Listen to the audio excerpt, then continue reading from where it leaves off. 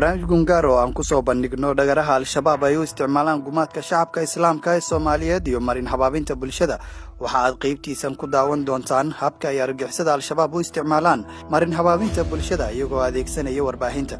anashiid markaas kabay ay ka sameeyeen adiga oo qofka muxuu carabiga yaqaano dareenkiisa kicinayso iyo waxa ugu muhiimsan dhalinyarada maartay dagaalamaayo waxba dirigaayo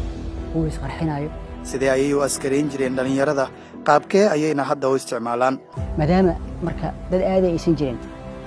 ayaga marka waxay ku qasbaan inay ciidan sameeyaan raadiyaan marka wasaa'ishii marka ku bedeshay taas waxa kamid ahaa in reebaadiyo kale carruurta ka soo wataan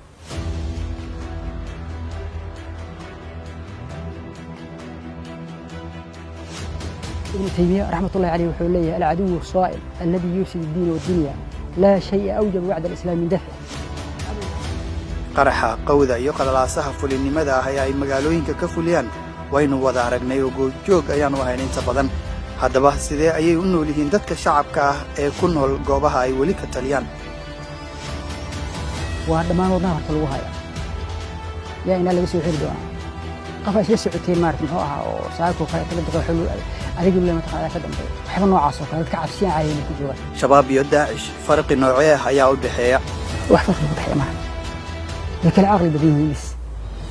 barnaamijkan oo dhameystiran waxa uu telefishinka qaranka ka bixi doonaa 9 bisha Julaay 2021 oo ku beegan habeenka Jimcaha ah saacadu marka ay tahay 8 fiidnimo